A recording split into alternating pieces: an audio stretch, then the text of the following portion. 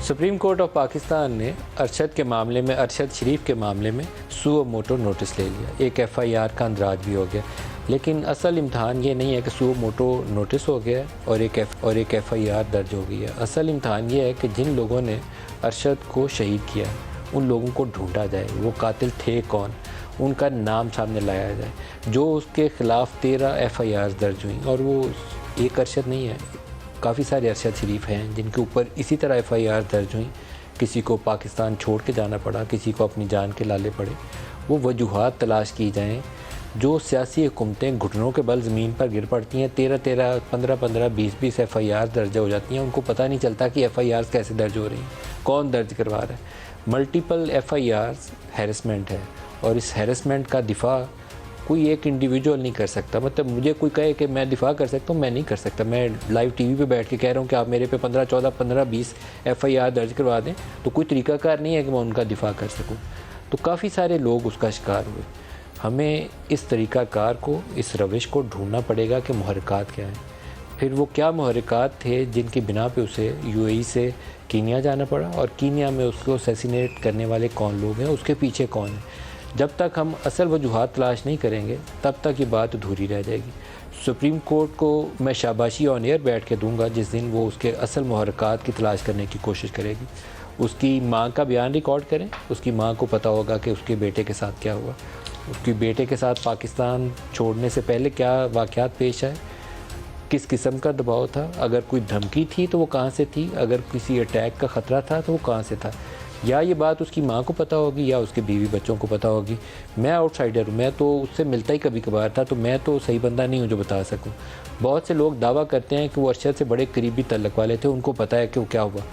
तो उन लोगों को अब सामने आके अपना बयान रिकॉर्ड करना चाहिए। उसकी ऑर्गेनाइजेशन ARY को आके अपना बयान रिकॉर्ड करना चाहिए। एक बंदा मासूम था, उसको जिस तरीके से मारा गया, मेरा नहीं ख्याल है कि वो ये जो कुछ उसके साथ हुआ वो डिज़र्व करता था कि उसके साथ किया जाए। अल्लाह ने उसके जनाजे के ऊपर बड़ी रहमत की। जितना बड़ा जनाजा उसका हुआ है शायद ही किसी का हुआ होगा, तो वो तो बख्शा गया, उसकी तो आखिरत बेहतर होगी, संवर गई। लेकिन जो मारने वाले हैं उनका एहतसाब ज़रूरी है, उनको ढूंढना भी ज़रूरी है, उनको सज़ा देना भी ज़रूरी है। तो ये सुप्रीम कोर्ट के जजों का फ़र्ज़ है। अगर सुओ मोटो लिया है तो इस मामले को अंजाम पजीर करें, इसके मंतकी अंजाम तक पहुँचाएँ। जो असल कल्प्रिट्स हैं उनको ढूंढने में उसकी फ़ैमिली की मदद करें। इसकी जज़ा मिलेगी उन्हें दुनिया में भी और आखिरत में भी। और जो इसके ऊपर मिट्टी डालने की कोशिश करेगा, इसको छुपाने की कोशिश मिलेगा, उसको अल्लाह की तरफ से सज़ा मिलेगी। मेरा इस पे ईमान बड़ा पुख्ता है, और अगर लोगों ने इसके मामले में इंसाफ ना किया तो वो कसूरवार होंगे, उसको सज़ा मिलेगी। दूसरा मामला पाकिस्तान के सियासी हालात का है। असम्बलियाँ तोड़ने की गेम चल रही है, लेकिन असम्बलियाँ गेम तोड़ने के साथ साथ वो सियासी प्लेयर जो आम तौर पर रवायती तौर पर मुख्तलिफ़ मौक़े के ऊपर हुकूमत बनने या तोड़ने के अमल में अपनी अपनी ताकत का मुज़ाहरा करते हैं, उनकी ताकत अभी भी नज़र आ रही है। इमरान खान आसानी से पंजाब असम्बली डिज़ोल्व नहीं कर सकेंगे, ये हर गुज़रते दिन के साथ बात क्लियर होती जा रही है।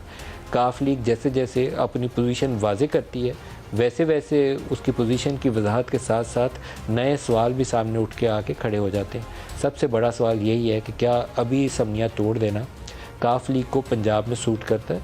ये वो सवाल है जिसका जवाब मेरे ख्याल में तो नफ़ी में है। चौधरी परवेज़ लाई और चौधरी मुनस के बयानात के बाद इसमें दो राय नहीं है कि वो फौरी तौर पर असम्बली तोड़ने के हक़ में नहीं है। उनका दिल ये है कि असम्बली अभी चले, आइंदा का वो बजट ऐलान करें और उसके बाद जाएँ। ये तकरीबन वही पोजीशन हो जाती है जो PDM की पोजीशन है। PDM भी चाहती है कि असम्बलियाँ खींच तांच के बजट तक तो ले जाएँ, उसके बाद चाहे महीना जल्दी इलेक्शन हो जाए, उससे फ़र्क नहीं पड़ता। पाकिस्तान तहरीक इंसाफ की सियासत इससे बिल्कुल उलट है। वो चाहते हैं कल की जाती असम्बली आ जाए और जो पॉपुलैरिटी अभी इमरान खान को एंटी इस्टेब्लिशमेंट और एंटी अमेरिका बयानिए के ऊपर मिली है, उस बयानिए के ऊपर कैपिटलाइज़ करते हुए वो इलेक्शन में चले जाएँ। 6 माह तक, अगले 6 माह तक वो अपने इस बयानिए को लेकर नहीं चल सकेंगे। वो अब किसी को मीर जाफ़र, मीर सादक कह के नहीं ललकारेंगे। नया आर्मी चीफ़ है, उससे बना के वो रखना चाहेंगे। अमेरिका के मुखालिफ बयानिए से वो 4 कदम पहले ही पीछे हट चुके हैं और दोबारा वो कदम उस तरफ नहीं लेकर जाएंगे। ना इस्टेब्लिशमेंट से नई लड़ाई खोलेंगे, ना अमेरिका के साथ महाज गर्म रखेंगे।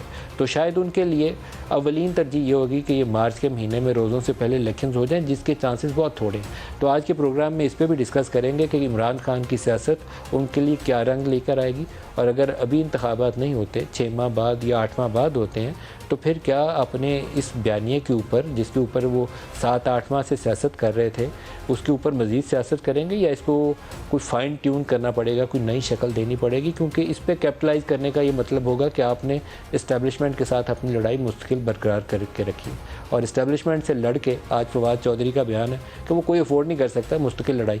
वो भी शायद पीटीआई भी मुस्तकिल उस लड़ाई को अफोर्ड नहीं कर सकेगी। उन्होंने जितना खेलना था उसके ऊपर खेल चुके, अब वो इससे आगे बढ़ना चाहेंगे। तो आगे बढ़ने के लिए उन्हें एक नए सियासी बयानिए की ज़रूरत होगी। वो नया सियासी बयानिया क्या हो सकता है?